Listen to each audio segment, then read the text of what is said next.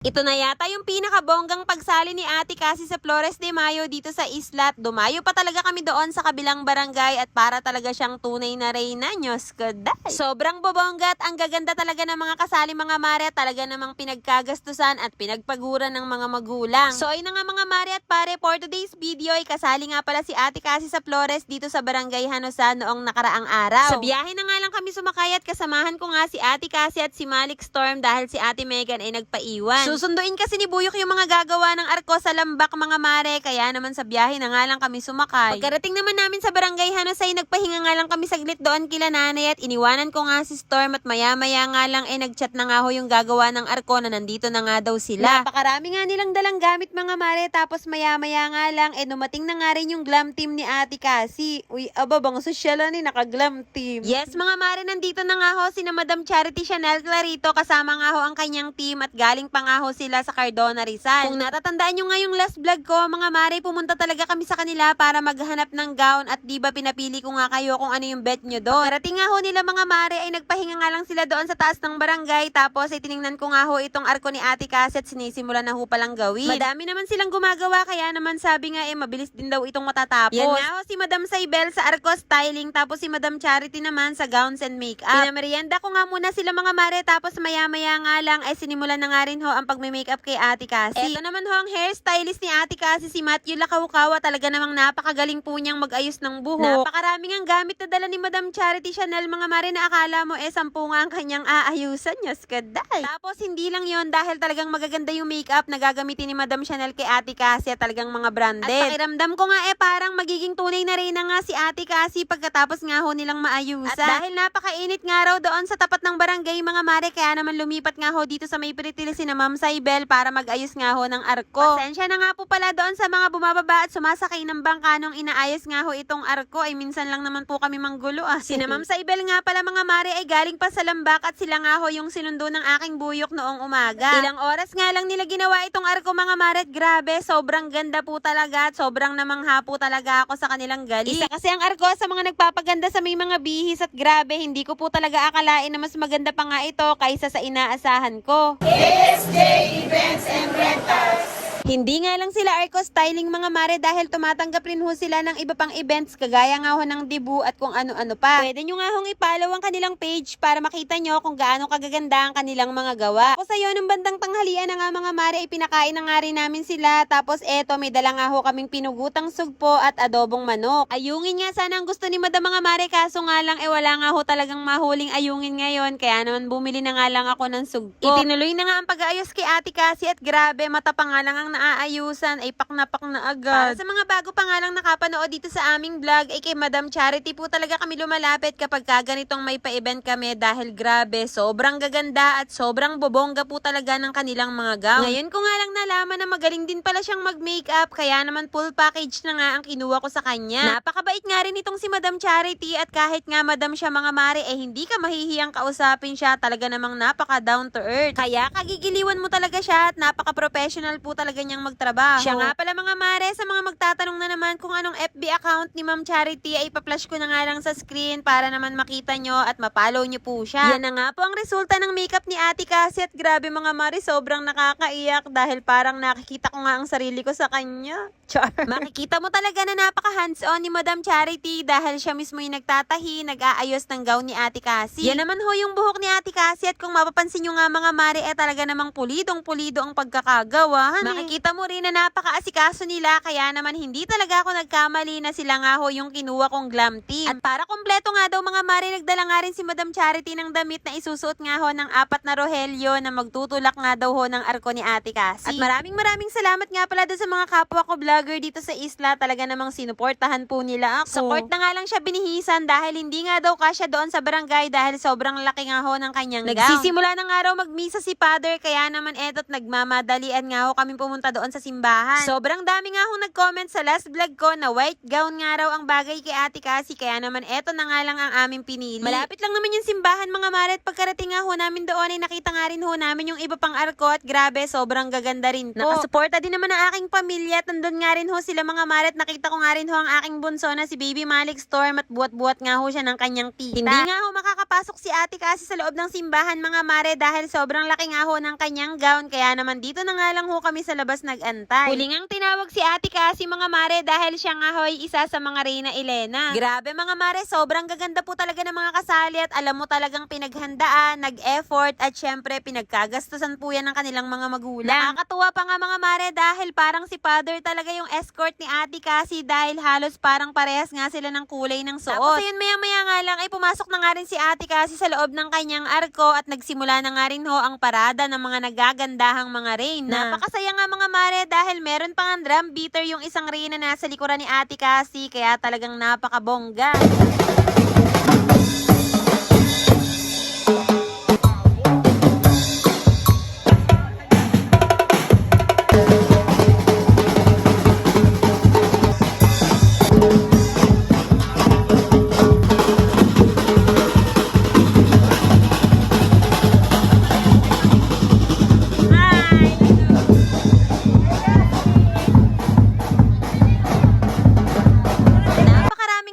Sa daan mga mare at talaga namang sikat na sikat ang Flores ng barangay. Pati nga rin si Madam Charity at ang kanyang team ay kasamahan nga namin sa parada. Talaga namang nag-enjoy po sa pa-Flores ng barangay Hanusa. Hindi po talaga nila pinabayaan si Ate Cassie dahil mayat maya ay nire-retouch po nila. Yan naman po si Chami, ang aming pinaka-Reyna na napakaganda at kasamahan po niya ang dalawang napakapoging escort at anak po siya ng aming kagalang-galang na kapitan dito sa barangay Hanusa. Eto naman pong Reyna Elena 2 ay talaga namang napakabongga at anak din po yan ng aking kaibigan na si King. Halos lahat naman ng kasali ay kakilala ko mga mare dahil taga dito naman ako sa barangay Hanusa. Bali 3 barangay nga pala ang lalakarin nila mga mare mula dito sa barangay Hanusa papunta doon sa barangay Buhangin, pabalik naman doon sa barangay Kaitume. Sana nga ho ay tumagal si Ate Cassie sa paglalakad dahil napakalaki nga ho ng kanyang gown tapos ay medyo mabigat pa nyos. Nakakatuwa nga makita yung mga dati kong kabarangay na talaga namang full support po sa akin at yung iba nga nagkakawayan pa. Medyo maliit nga lang ho ang daan dito sa amin sa isla pero mabuti na lang talaga at kasya nga ho yung arko dahil pinalinis din naman ho ni Kap yung dadaanan. Nung mga oras nga ho na ito ay nasa bandang Alibangbang na nga ho kami at ito nga ho ay papunta na doon sa pinakadulo ng aming barangay. Parang ang hindi napapagod itong si Ate Cassie dahil talaga namang todong ngiti at talaga namang kumakaway ho siya sa mga tao. Medyo nai-stress nga ho ako nung una dahil ayaw nga hong umilaw ng arko pero mabuti na lang talaga mga mare nung bandang nasa Alibangbang na nga kami ay bigla nga hong umilaw. Hindi ko pa naman po kasama si Buyok ng mga oras na yan mga mare dahil hinatid nga ho niya yung mga gumawa ng arko doon sa Lamba kaya naman nagmamadali ho siya na makahabol dito. Nasa daang Buhangin na nga ho kami ng mga oras na yan nang biglang sumakit nga ho ang ulo ni Ate Cassie at parang nahihilo nga daw siya kaya naman sabi ko nga sa kanya mga mare magpahinga muna siya at sakay na nga lang ho siya maglakad. Kaya naman pasensya na nga ho doon sa mga taga-barangay Buhangin dahil nabalitaan ko nga ho na inaantay nga daw ho doon si Ate Cassie. Nagantay na nga lang ho kami dito sa Alibangbang mga mare tapos maya-maya nga lang bumabalik na nga ho yung mga kasamahan ni Ate Cassie na nagsagala. Parang hindi naman sila napagod mga mare dahil halos lahat sa kanila mga nakangiti pa rin. Tapos ayun maya-maya nga lang dumating na nga rin ho ang aming pinaka-Reyna na anak ni Kapitan Jerome. Sobrang nakaka-proud nga lang mga mare dahil ang aming kapitan napaka-supportive na ama sa kanyang anak. Napaka-mahiyain nga lang ng aming pinaka-Reyna pero napakaganda po niya. Uy abay, dumating na pala si Buyukan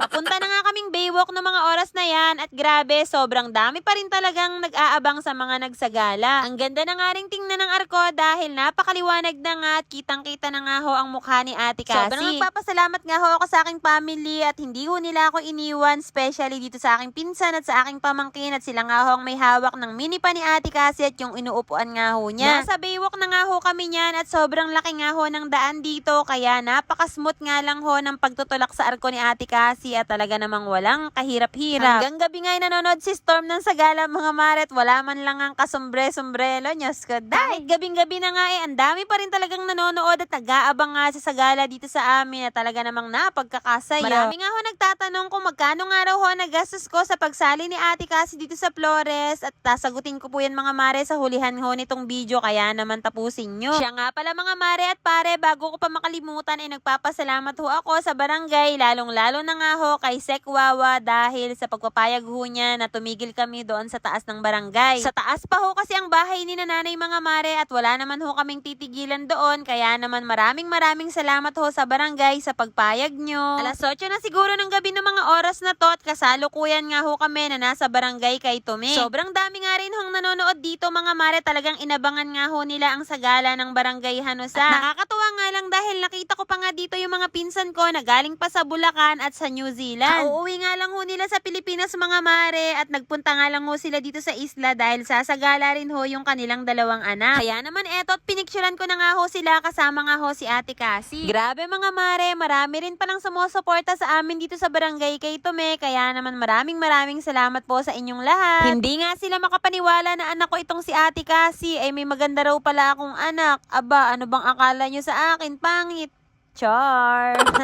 Sabi ko nga sa kanila mga mare, hindi naman magiging maganda yan kung hindi magandang nanani.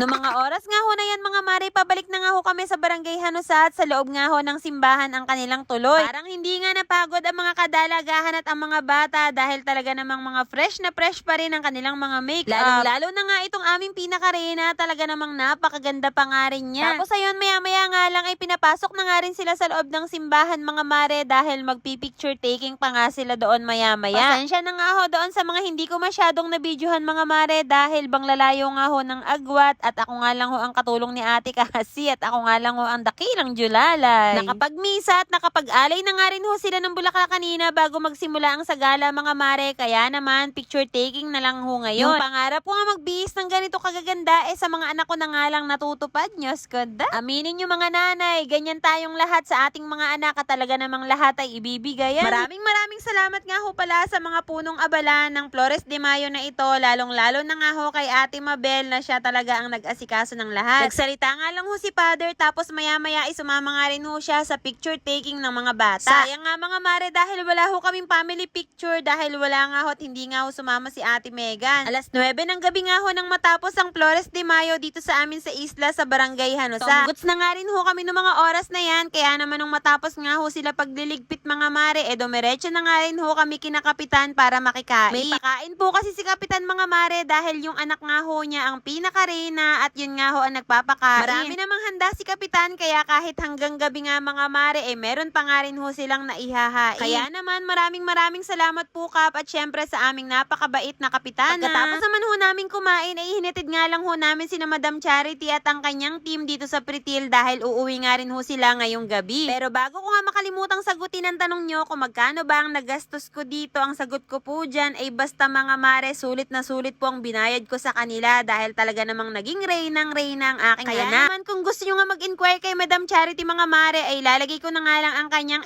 FB page dito sa comment section. Kaya naman kung nagustuhan nyo nga ho itong video na to at nakarating nga ho kayo hanggang dito sa dulo ay baka naman pa-heart at pa-share. Syempre pa-follow na rin po. Yun lang mga mare. Maraming salamat sa panonood and see you on my next vlog. Bye!